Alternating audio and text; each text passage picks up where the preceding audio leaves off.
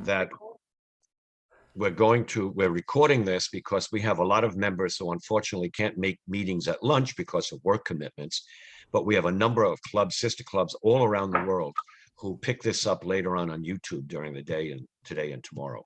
Wonderful. But we can call this meeting officially to order. Today is Cinco de Mayo, the 5th of May, 2022. Welcome everyone to this very exciting meeting with Andrew Deutsch as our guest speaker. And as usual, we start with our Star Spangled Banner with Audrey Levine, our pianist. Go ahead, Audrey. Good morning. Morning.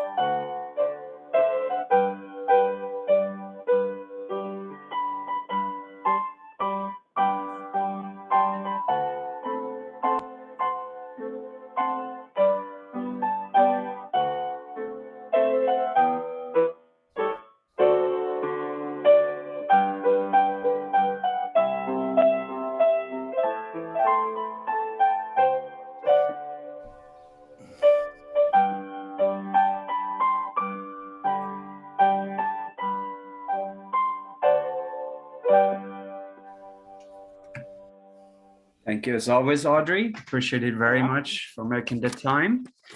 Now it is my pleasure to introduce to you our president, Gerard, who will introduce the speaker. And good afternoon, everyone, and welcome to our May 5th, 2022 luncheon meeting, Rotary Club of New York, number 6, Host Club of America. Before we begin, let me give a shout out. Today is Cinco de Mayo, so a salute to our sister club, Frank Devlin Club in Mexico City. And I hope some of you are with us today, but we know that a lot of you will be able to pick this video up later on during the day and tomorrow. Today, we are very fortunate to have an outstanding speaker, an outstanding presenter who, in my opinion, is going to address a topic which is not being addressed satisfactorily right now. His topic, Andrew Deutsch, topic, how to get a lot less angry at home and have a lot more peace. His book, published book, quote, Build Yourself Up Without Limits, I think is particularly important for us to address now based on what has happened to all of us with the lockdowns and 2 years of COVID, no school, not being able to socialize at work, that sort of thing. Andrew Deutsch has writes and discusses the fact that he grew up in a very highly dysfunctional family. Has in fact suffered PTSD throughout his childhood and school age years, and didn't even know he had it until he was a late teenager, and was fortunate enough to have an uncle take him under his wing and get him therapy. 15 years ago, he began coaching others by speaking to individuals and groups, and 10 years ago, he began facilitating workshops around the world. Topic, helping people to get out of their own way and to grow into themselves. Basically showing people how to create a discipline by building themselves up, even when things go wrong. I don't want to take any more time on this because the topic is so important that I think we owe it to ourselves to hear what Andrew has to say. So without further ado, Andrew Deutsch, thank you for being with us today. The floor is yours. Thank you very much, sir. Andreas, before I begin, would I have the ability to record on my end?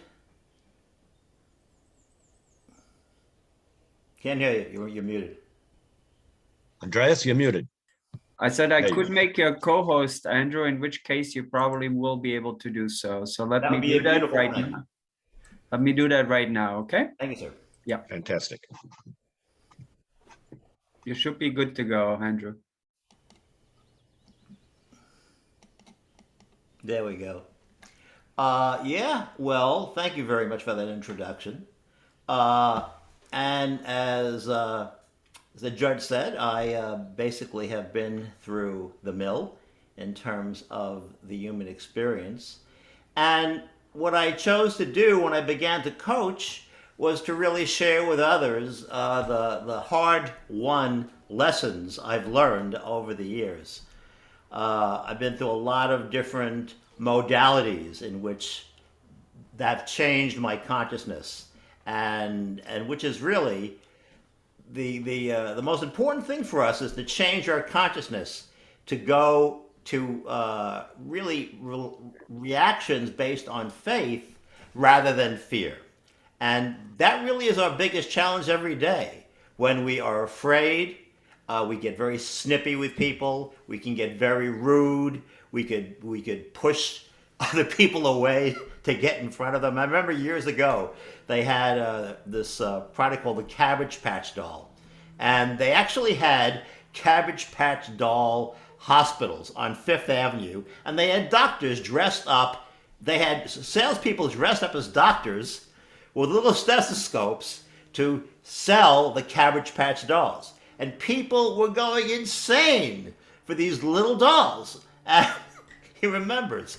And the problem with it is that they would become violent at the end of the day when the Cabbage Patch inventory would sort of be on the wane, and they didn't know how to deal with it. And so they would get into fistfights in Manhattan on Fifth Avenue in the Cabbage Patch hospital stores, which is what they call them, and all because they wanted it and they were afraid of going home to their kid and saying, you know, honey, they were just out of the Cabbage Patch dolls and we're just going to have to go and pick them up the next time.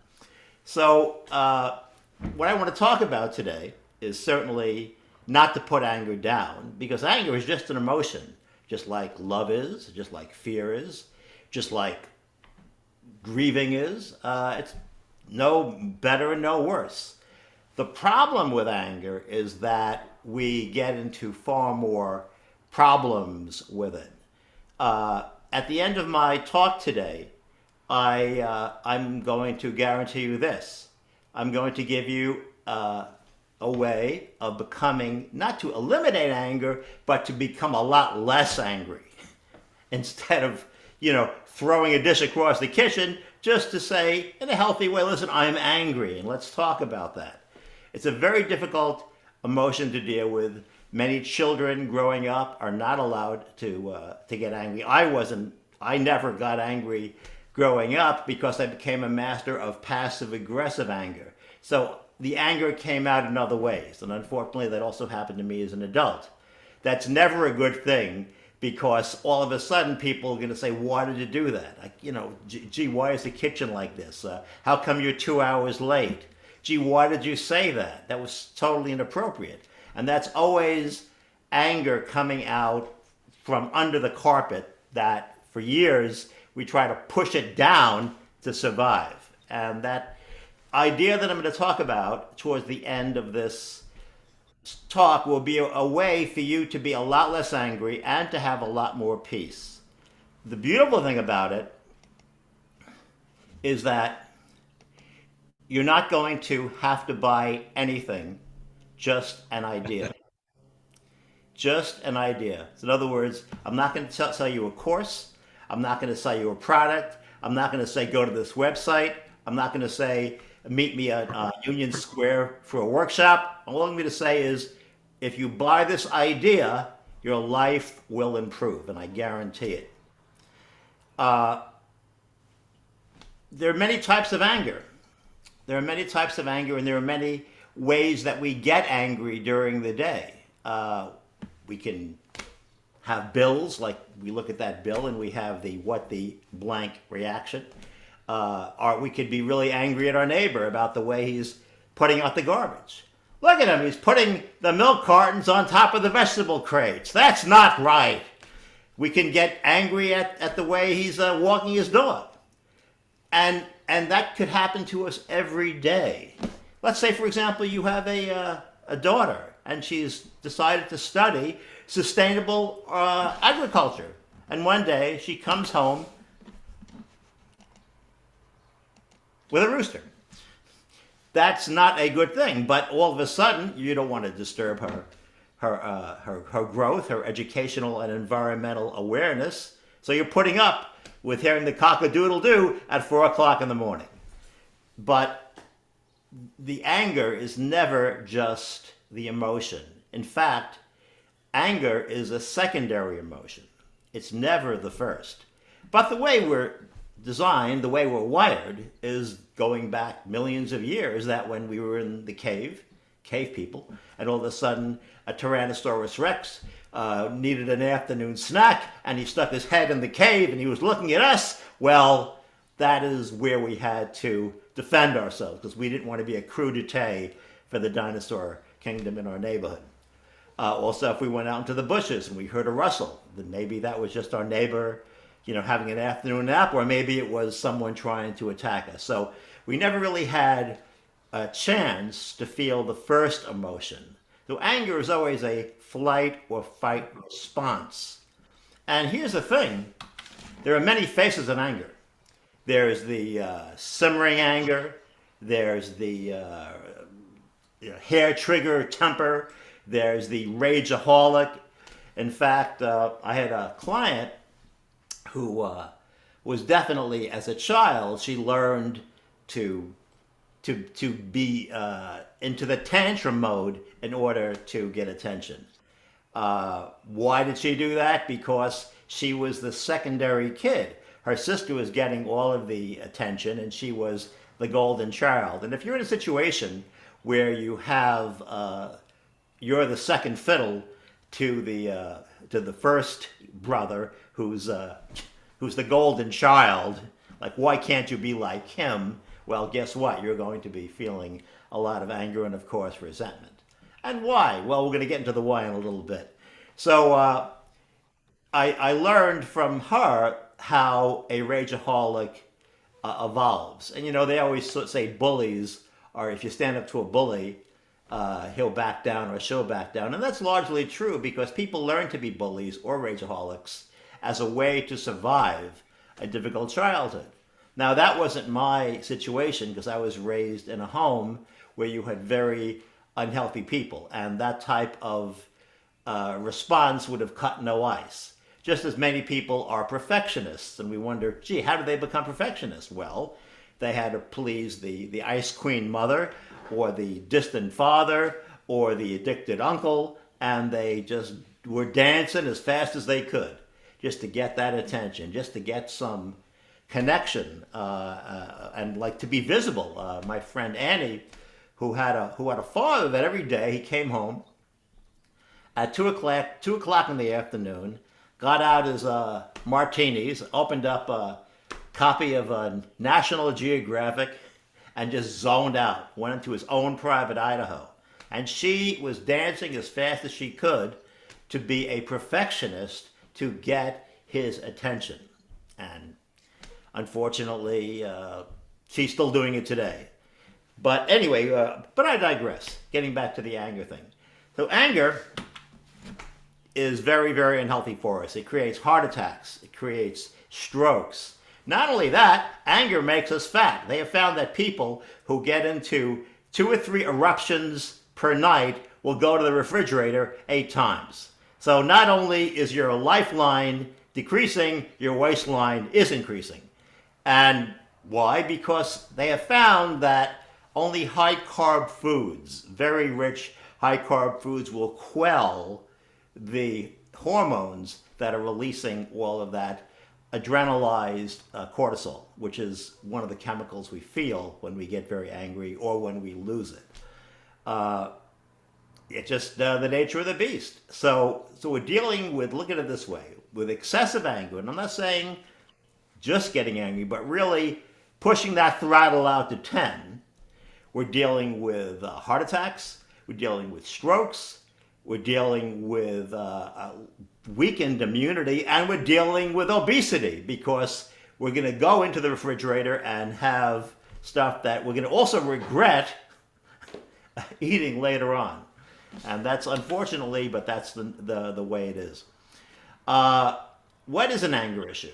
Basically, an anger issue is an issue that relates to our expectations. So we thought something was going to be one way, and it's not that way. Why? Could be many reasons. People are human. The way we expect something to turn out is not always the way it's going to turn out. The way I mean, people over the summer and in fact the spring as well were going into insane reactions at the airport because there were a lot of flight cancellations, and that's enough to totally raise your blood pressure. So is it the issue just to be into acceptance? Well, in theory, acceptance is a good thing. But is that really enough? No, it's not enough. What about deep breathing? People say when you're really angry, start breathing. Well, that sounds good, but is that always possible? Well, sometimes it is, sometimes it isn't. Well, the other is count to 10, which I think goes back to the 50s. Counting to 10 is fine, but you may not make it to 10. And so the power of anger is so strong that unless we can go into the first emotion that's driving it and look at how we can control that, that's really where the rubber meets the road. Now, one of the things that happen with anger with people is that we get into blame. Now, there's an old saying that if one finger is pointing at you, well, there are three fingers pointing back at me. If you notice in that image, that girl has three fingers pointing back at her. There's another saying, if you spot it, you got it. I was once at a convention, and I am a person that in that setting, I love to be the center of attention. I love to perform. I'm a musician as well. I play the guitar. And at the time I was experimenting with stand-up comedy. And I love to have people look at me and perform and have that energy. Now there was a guy leading these workshops and he was playing the guitar. And all of a sudden I was thinking, look at that guy. I'm really angry at him. I mean, look at him. He's playing the guitar. People are paying attention to him. And I realized, hey, if I spot it, I got it. If one finger is pointing at him, there are three fingers pointing back at me. So I had to say, why do I need all that attention? Why do I need to be the center of the human experience? Why do I need to be the master of ceremonies? And I began to see that I didn't. And I began to see that there was nothing wrong with him. He was just expressing himself, and he was doing what I've been doing. But I thought that he was taking all the attention and adulation that was there, and there wouldn't be any attention left for me. My God. So I have to remember that when I'm blaming somebody, I got to say, what am I bringing to the party? If I'm blaming him, what is it in me that I really need to work on? And you know, it's introspection. I'm not saying a new age type of introspection, but we have brains and we can look at the relationship between how we emotionally act and how we are making decisions. In fact, when I coach people, I always say to them, you know, in our society, people are always focusing on the psychological condition or the emotional reaction or the state of mind that a person is in. I say, look, let me give you another idea about this whole idea about being a human being on the planet Earth. Let's start off with like the snowman. The biggest circle of a snowman is the spiritual condition. What does spiritual condition mean? Are we in faith, belief of something, or are we in fear? Fear that we're alone on the planet. Are we connected with others, or do we feel like we're just this entity that's not connected to anything? Well, that's a very big difference between being in fear or faith. What do we believe in? Well, belief and faith are related. They're synonyms, but we have to believe in something that gives us grounding on this planet. Then we have the emotional decision, the emotional state, which comes from the spiritual condition. And the final thing is our brain, where we make a judgment call. And we read the newspapers and we say, my God, look at that thing that he did, or she took her own life, or they got into a fist fight, or they're getting divorced again. When I look at those stories, I look at first, what was their spiritual condition? Did they have faith in anything, or were they just riddled with fear? Were they connected with some group of support on the planet Earth, or were they in a state of total isolation? That will be a large element of what one's spiritual condition is. And incidentally, when I say spiritual condition, I do not mean New Age wind chimes tinkling in a cinderwood building and sitting around the fire. I'm talking about the fact that we're all spirits, we all have emotions, but ultimately, what is our decision? What is our choice? Certainly, sitting in traffic when you're going on to the airport and it's a parking lot and you're slamming down the horn, it's an irrational action because it's not going to make the traffic go any better. So why are you doing it? Well, it goes down to the spiritual condition that relates to, am I going to get to the airport on time?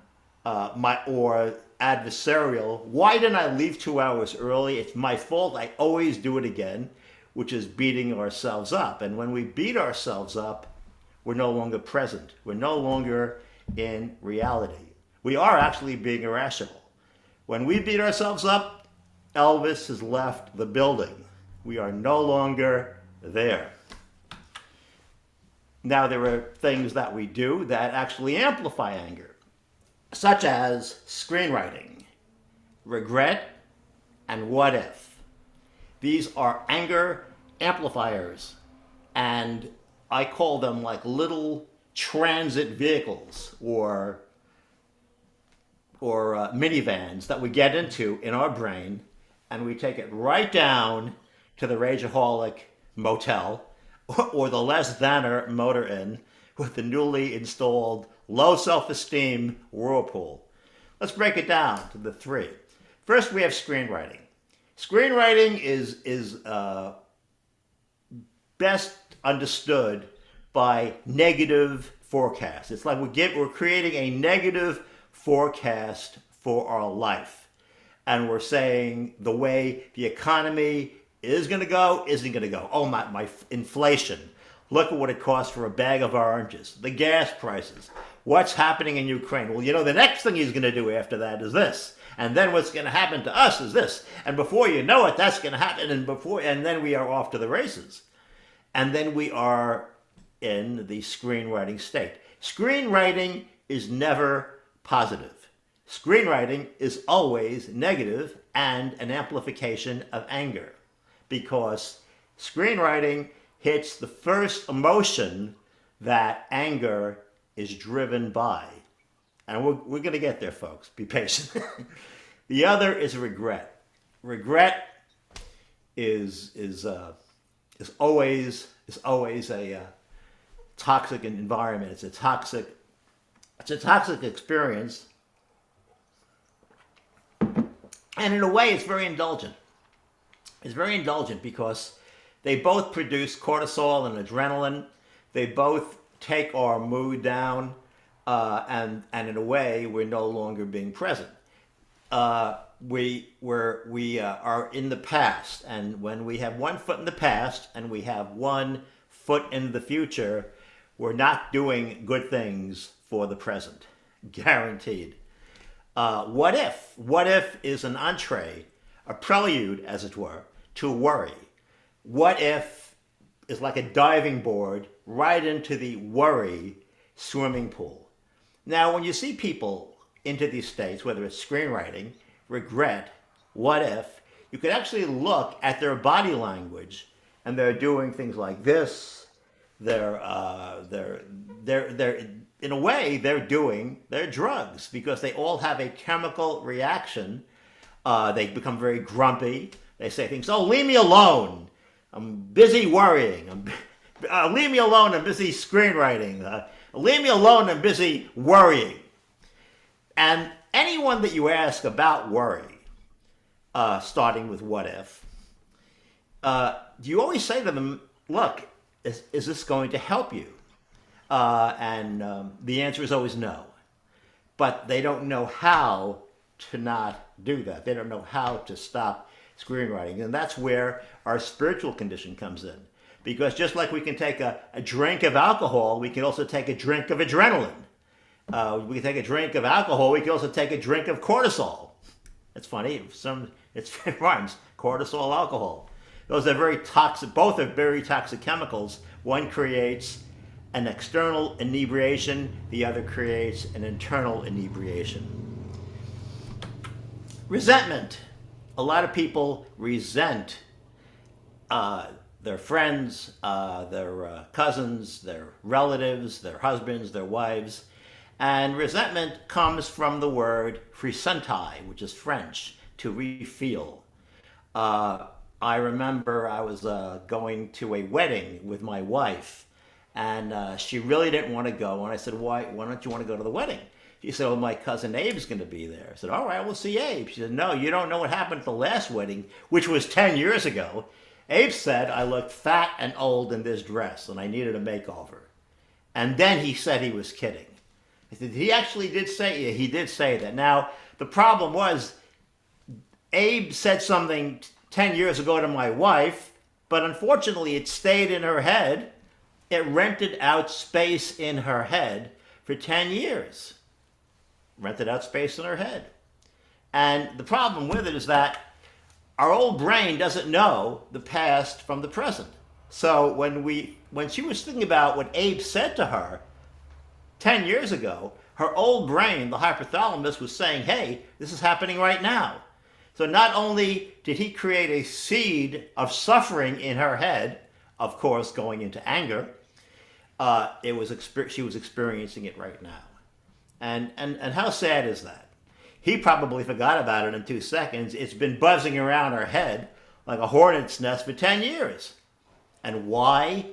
Because she couldn't forgive him. And unfortunately, she associated forgiveness with approval. It's unfortunate, but most people think to forgive another person is to approve of what they did to us or didn't do for us. That's not what forgiveness is about. Forgiveness is making the decision to let it go. Just let it go. Unfortunately, there are a lot of people who love cortisol and adrenaline and the feeling of depression, the feeling of rage that is always resequenced and re-engendered when they think of what the original violation was. I had rabbis when I was a kid that said I was lazy. And of course, I was anything but lazy. In fact, I really believe there were no lazy children. And if you want to prove my theory, go to a kindergarten and you show me a lazy kid during playtime. Lazy doesn't exist. Lazy is a manifestation of a lot of things. It's certainly maybe self-loathing, maybe certainly fear, maybe some neurological issues, but lazy, there are no children born lazy. And it's a pejorative term, and it's really used by people to insult and put down other people. And to what end? Zero. Because it's fun for them to do it. And because of their ignorance. Many things that are done within our society and within our social conventions and interactions are like a barge filled with ignorance, with a thin tarp on top of it of order or custom. So our brain doesn't know about the anger of 10 years ago and the anger of today. It thinks it's the same thing. That's why it's so important as a self-care action to take care of ourselves. People are always saying, take care, to let us forgive by understanding that by forgiving, we're not saying it was okay what they said or what they didn't do for us. We're saying that we are choosing to let it go. And by choosing to let it go, we're also letting go of the chemical reactions. Because look at it this way. Life does not have a rewind button. It really doesn't. Life is happening. But wouldn't it be great at the end of the day to know, hey, I didn't blow up at my kid. I didn't say something insensitive and hurtful to my wife. I didn't alienate my partner, and I'm looking forward for a peaceful night of sleep. Wouldn't it be great to not have made those choices? It's possible. It can be done. So the reality of it is that we like to take back things that we said, things that we did, things that we didn't do, but unfortunately, life does not have a rewind button. What is anger about? Anger is about the fear of losing what we have and not getting what we want. Anger cannot exist by itself. There always has to be fear that is in the driver's seat, that's driving the truck. It never exists without fear. However, we're not feeling the fear when we're angry because it's such a primal response, again, going back to the dinosaur. But if we stop and say, what am I afraid of losing and not getting? Even if it's under our breath, what we're doing is we're dialing down our moment of anger. We're dialing down and we're actually relating to ourselves. We're being from reactive, which is very easy to curse somebody out or to throw something, or to sulk, to be petulant. We're going from that toxic state to being relational. What am I afraid of losing and not getting? And that doesn't mean the anger is going to completely go away because that's not realistic. But what we are doing, we are going into faith that whether it's God, whether it's a higher power, whether it's the cosmos, whether it's the great unknown, whether it's the universe, it doesn't matter. But we're turning it over to some spiritual energy. And let me tell you, I don't know, you may believe in a higher power or God, you may be agnostic, you may be atheist, and that's all fine. But let me tell you, if I were hanging from a cliff, I would not be praying to Cartman or Lady Gaga. That would not be happening. So my job is to generate faith, which allows me to be relational with myself. What I would suggest everyone on the line, just write down, what am I afraid of losing and not getting? Again, what am I afraid of losing and not getting? Now, maybe that's adulation, like I was talking about earlier. Maybe it's money. Maybe it's security. Maybe it's getting to the airport on time. Maybe it's respect. But if we're having that conversation, we're dialing it down. We're taking the anger gauge from 10 and bringing it down to like 3 or 4, which is okay, because anger is a valid emotion, except we go haywire with it. Notice no one ever said I had a heart attack because I was expressing my love for someone, or said, no, gee, I'm sorry what I said. It was just my affection and respect for you talking. No one's ever said that. They always say it was my anger talking. Because when we go to that primal response, we're allowing fear to drive the bus. Forgiveness, again, is not approval. It's about letting it go.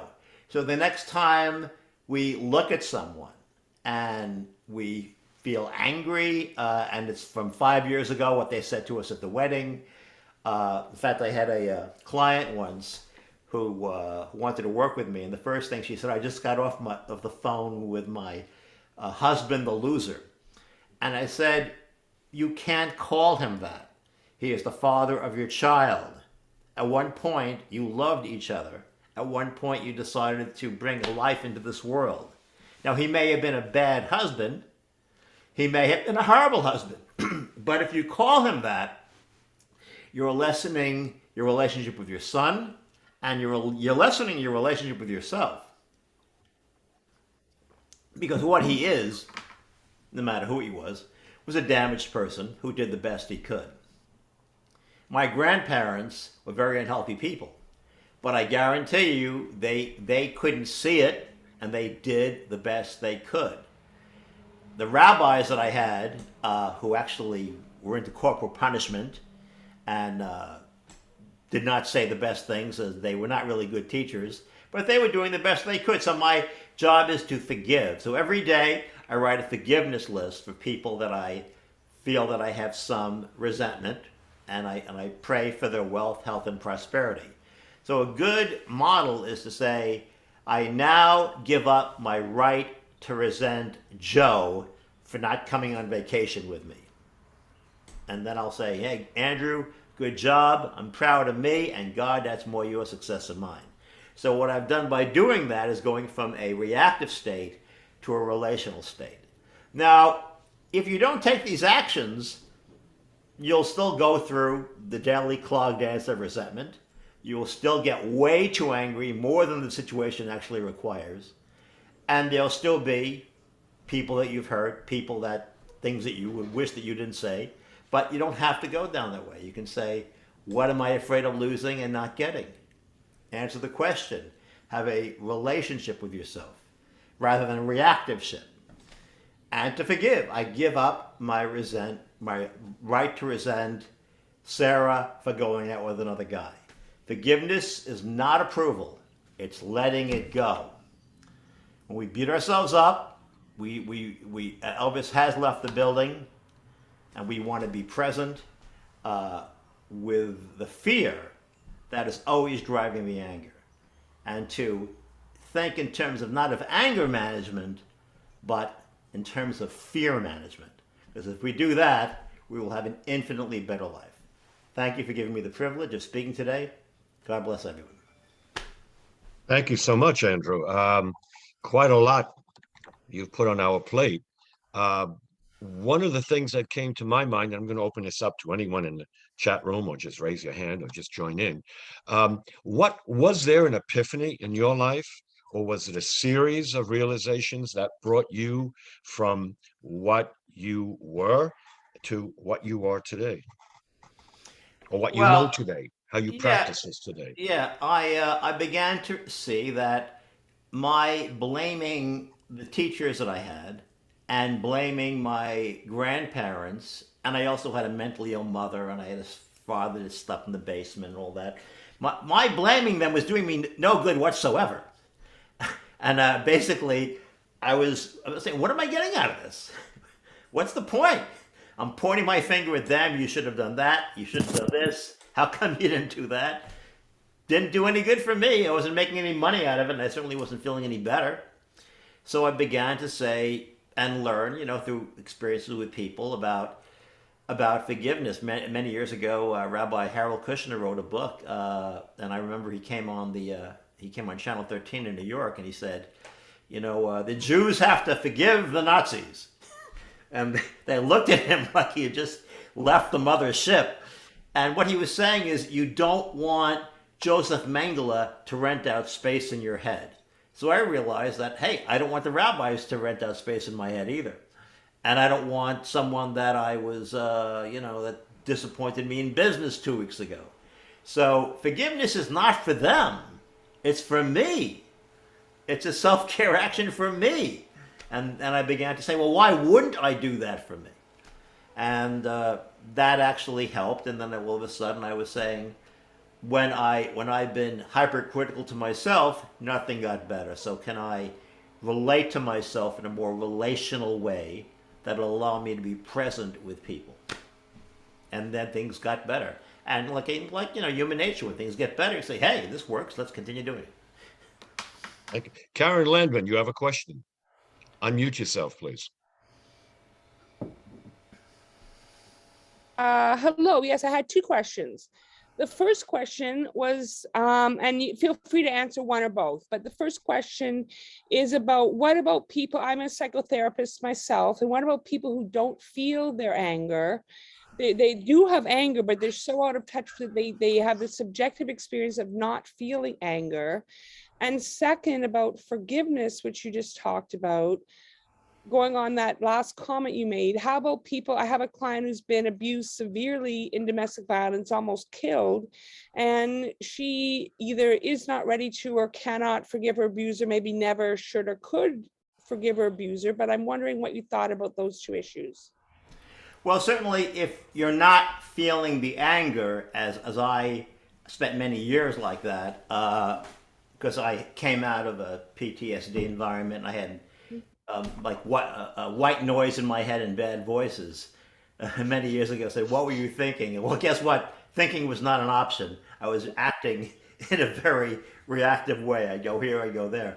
If you don't know that you're angry, you really can't get into the place where you're saying, "Let me look at the fear that's causing the anger, and let me turn that over to some spiritual entity." So clearly, that's a much deeper level of damage that unfortunately this person has incurred. And that, of course, is above most of our pay grades, not yours, but certainly mine. However, forgiveness is held onto something like "I will never forgive," not because of the spiritual and emotional condition that they're in, but because they're just not understanding the word. It's people associate it with approval. They just associate the word with approval. And of course, if someone really hurt you, damaged you, you can never approve of that. But the forgiveness is the most misunderstood word in our language. It really is. People are always associating it with sanctioning the bad treatment they received or the good treatment they didn't receive. What you can do to help her is say to her, "Sweetheart, forgiveness is not approval. It's you Letting go. taking care of yourself and letting it go. Just letting it go." And of course, what you're really talking about is you're supposed to let go to that chemical reaction that the venom and hate has manifested in her. And that's the tricky part, is you're asking someone to let go of something that they were holding on to, even though it wasn't healthy. Do you have any suggestions on how you get them there, get them to the letting go? Well, for one thing, by explaining the word in a new way, that forgiveness is not approval. It is just the decision to take care of yourself by letting it go as much as you can. Now, having said that, let's be real. Some resentments that we have are like ice cubes. Some are like icebergs. No question about it. No question about it. There are things that I went through in the yeshiva that I went to, which were horrendous. However, I do not want to walk this planet Earth each day with with rage and they used to say a hair shirt towards these teachers. That's not how I choose to live. So that's why I wrote out and I have been writing out for the last 10 years, a gratitude list and a forgiveness list every day. So I'll write down I'm grateful for A, B, and C, and D, and I forgive A, B, C, and D, and that basically takes the pebble out of the shoe one day at a time. Because I don't want to walk the earth walking on pebbles in my shoe. I really don't. And I've done that. Did me no good, made me no money, and I was pretty miserable doing it. Thank you so much. That's very helpful. Thank you so much. My pleasure. And Andrew, as you were speaking about the word forgiveness, so I was raised as a Christian, as very conservative Catholic, and the word forgiveness is used constantly. It's the basis of Christianity. Right. And so I literally know thousands of people who call themselves Christians, but in reality, I know very, very few Christians, because this whole act of forgiveness seems to be something most people can't do. Right, because everyone thinks it's approval. Yes, exactly. Yes, you're absolutely correct. I don't know what happened in terms of vocabulary studies 101 where that word was so misinterpreted, but it really causes more problems on this planet because it's always associated with saying what was done to me is okay. And how could I'm never saying what was done to me was okay or what was not done for me was okay. But I am saying that I choose to let it go because I want to live a better life. And I don't want those chemicals rocking and rolling in my body. Yeah. Do you think there's any way, I guess probably in my opinion, the most difficult job in the world is being a parent. Is there anything you can suggest that parents can do in raising their children to help them understand this word forgiveness and try to not be angry at everything that's going to go wrong in their lives, or that they think is going to go wrong in their lives. Sure, by being honest with their kids, by saying, honey, when I get angry, I'm afraid of losing what I have and not getting what I want, and that's not always important. But maybe if that intimacy is shared between a parent and uh, a child, the relationship could happen. The greatest joy I have in doing what I do is improving relationships. So, talking briefly about the rageaholic, she had a very toxic relationship with her son because her son never knew when she was going to go off like a Chinese firecracker. And so he was always walking on eggshells and she would just lose it. And she began to talk to him about, hey, I know when I get angry, to her son, she would say, I am afraid of losing what I have and not getting what I want. And I may be afraid about the way the coach is teaching you to, center field, or the way your grade point averages. And I'll say, it's all about my fear. And then he began to say, yes, I know when I get angry, it's about my fear too. So all of a sudden, there's a new understanding between a mother and a child about what's driving the anger.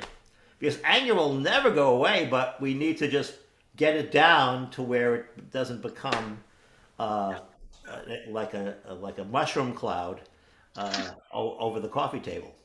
So in other words, it's the parent um, letting the child know, identifying that the problem is more the fear and the anger is something that I as a parent have.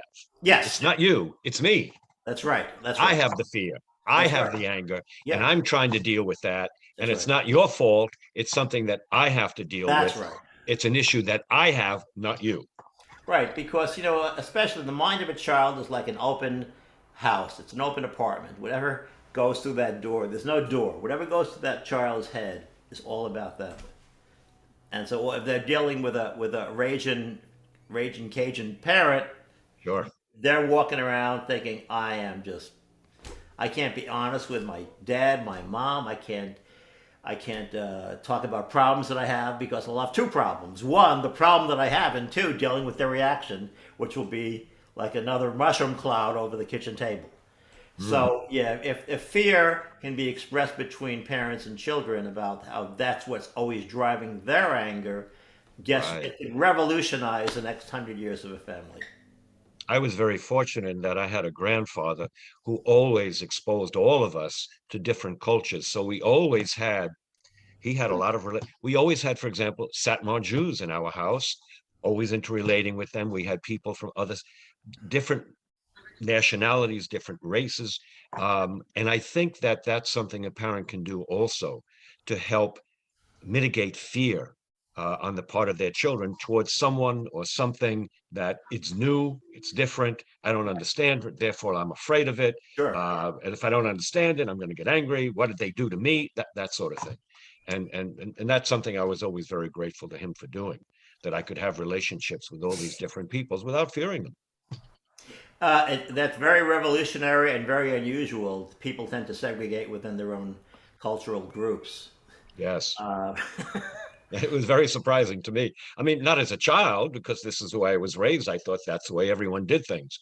But then as I got older, I realized yeah, he was really kind of unusual yeah, because you didn't, I mean, even as you know, even with Lubavitch and Satmar, they segregate amongst themselves. they do. And yet I was fortunate that I was able to interact with them and appreciate them and admire them in many ways and have no fear, no anger. Yeah. So I guess that's one way a parent can do things also, to try to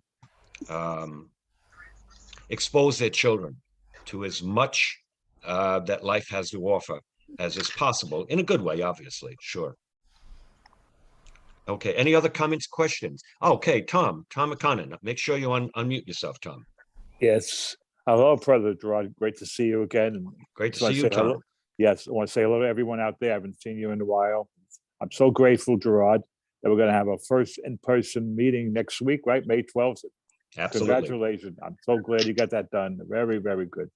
Long Okay, time in the and- works. Yes, Thank you. I know. Yes, I'll see you. I can't wait to see you guys in person. Yes. The Zoom meetings are great, but in person, nothing like being in person again. So thank you so much, Andreas and Gerard, President Gerard. Andrew, thank you so much. I think it's a very important topic.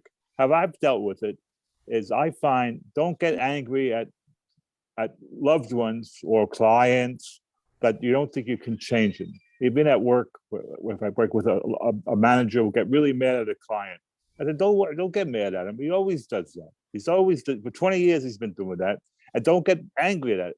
Or I have a dear friend from high school that I've been friends with for 20 years, 30 years, and his wife is always late, and his grown daughter always late.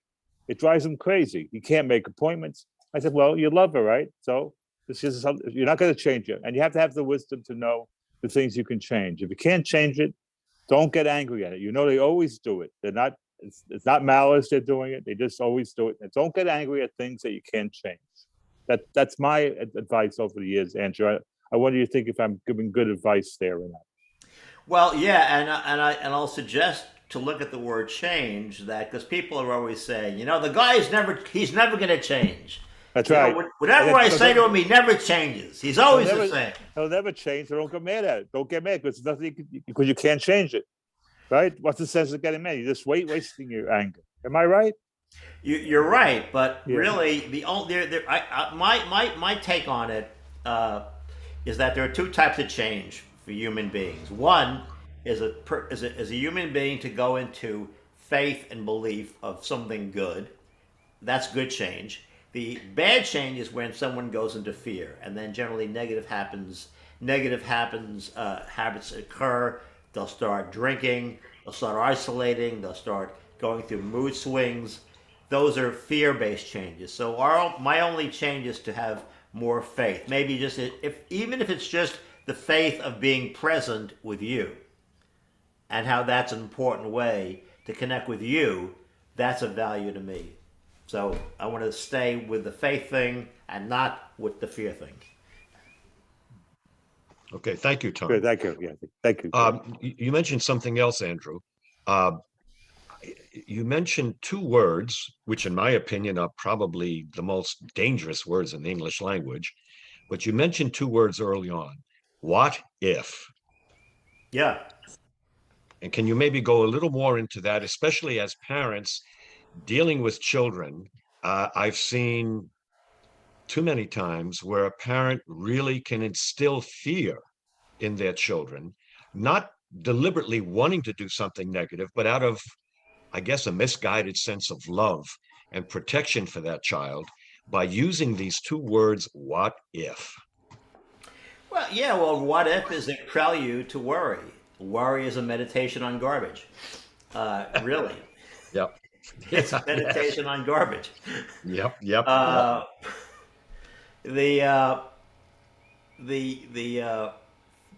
experience that parents have with their kids in terms of what if they go here, what if they're missing 3 days of school, what if they spend too much time on a play date, what if they don't do sleepovers, what if they do too many sleepovers, what if they don't have enough athletics, what if they have too little athletics. It becomes a massive meditation, very self-centered and self-indulgent on garbage, essentially. George Carlin's got a very funny routine. He said, the thing about kids is they're not allowed to sit in the backyard with a stick anymore. They don't have that type of time. They have to be scheduled. Okay, I got soccer at 15 minutes, accordion practice at 9, and I have my child group therapy group at 11 o'clock tonight. I mean, and he said, isn't that a subtle form of child abuse? Because we're scheduling, I live in a beautiful suburban neighborhood. I guarantee you, I haven't seen kids playing ball outside their house in years. Football, ring leave you, catch, forget it. It's like they're all inside, online, on TikTok, which is its own insane techno machine. But what if is always a prelude to worry. It's opening the door. Hey, Mr. Worry, can I come in? And then we're off to the races, and we're going through adrenaline and cortisol, and we believe that we're accomplishing something, but we're not. Worry is a meditation on garbage, so we can't go down the street. Yeah, worry is a meditation on garbage. I love that. Very good. Any other comments? We're approaching the end of our hour. All right. Any Andrew, any final I mean, I wish we could go on with hours for hours with this because I must tell you, my wife is still teaching. In a prior career, I was an educator, and I can see the effects that this COVID lockdown has Yeah. had on our children in the past 2 years. I mean, there has been a huge behavioral change in children. Uh, they don't have the energy they used to have. They give up. They get angry much easier than they do. They get frustrated much more easier than they did in the past. Uh, and so what you're discussing to me is really life-changing stuff. And I don't think it's something, unfortunately, once is not enough. No, and that's why the exercise that I suggested is very, very simple. To literally write down on a pad and to refer to it the next time we feel smoke coming out of our ears. What am I afraid of losing and not getting? What am I afraid, or what am I afraid now of losing and not getting? And to list that. Maybe it's respect, maybe it's that, and to take the spiritual action of turning it over to whatever order that there is in your head, be it God, higher power, great unknown, the universe, kismet, doesn't really matter. As long as you take the action, we're engendering a spiritual experience which will create another spiritual experience which will improve the reactions. So the only action that I'm saying is write down what am I afraid of losing and not getting the next time we're angry. And that will be a brain changer and begin to create new neural pathways. Thank you. George, you had a question, or do you? So here Okay. comes the question. I will get Sahar as well. George, would you, you're unmuted, and Yeah, we'll go to so Sahar. yeah, thank you, Andrew, for this beautiful presentation. I'm looking at it from two dimensions, from the cultural point of view and religion. I was born and raised in Africa. And then one of the things that we grew up with is respect and listening to parents and, basically following the dictates of what the parents tells you to do.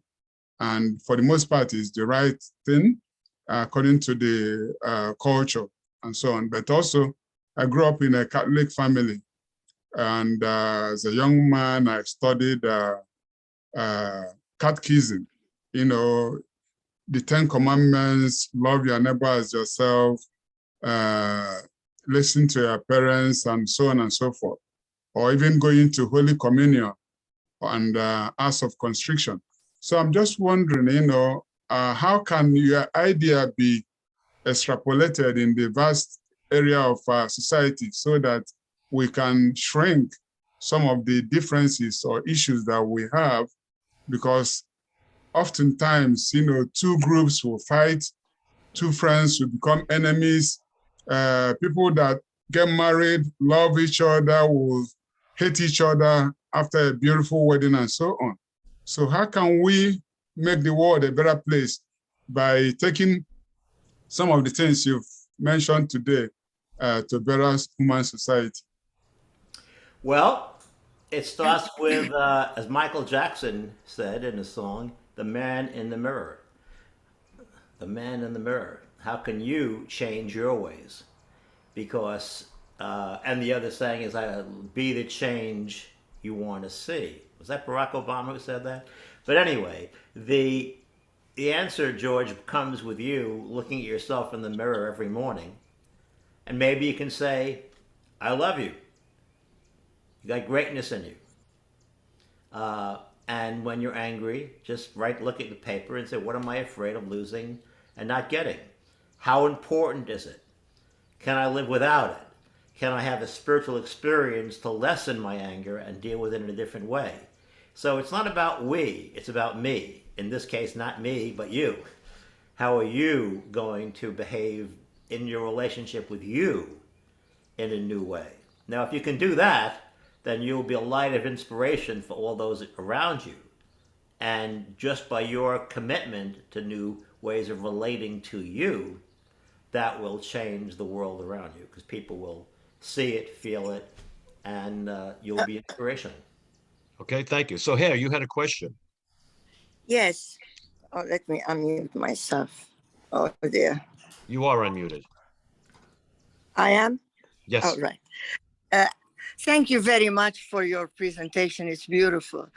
And I honestly didn't know that I was practicing what you are preaching, because my father used to say, just be angry for half an hour and then forget about it. My problem now is that I forget too fast. And I'm hurt from the same people again and again, and I forget again. I mean, forgive again and again. I don't know how to unwind this happy mode to me, but I'm getting hurt a lot. How would I do that? How would you do what? Not forgive too fast. Well, forgive is again, it's you're making a decision to let it go. Now, if somebody is hurting you or being insulting, it's important for you to say to them, you know, what you said hurt me. Why are you relating to me this way? I don't deserve it. So, as I was saying to George, it comes down to your relationship with you in terms of the choices you're making within your social network or between you and your friends. So it's between you and you to say, hey, I really like to talk to them about why they're relating to me. That doesn't mean you have to, you know, have a mushroom cloud or a meltdown, but it's important to say, to take care of yourself and say, I don't really understand why you're talking to me that way. Thank you. Deborah Goldberg has reminded us if anyone wants to contact Andrew, email him at andrewdeutsch9@gmail.com. It's in the chat room. Andrew Deutsch, DEUTSCH9 @gmail.com. Okay, I think we're just about. Ava, you wanted to say something or have a question? You're muted, Ava.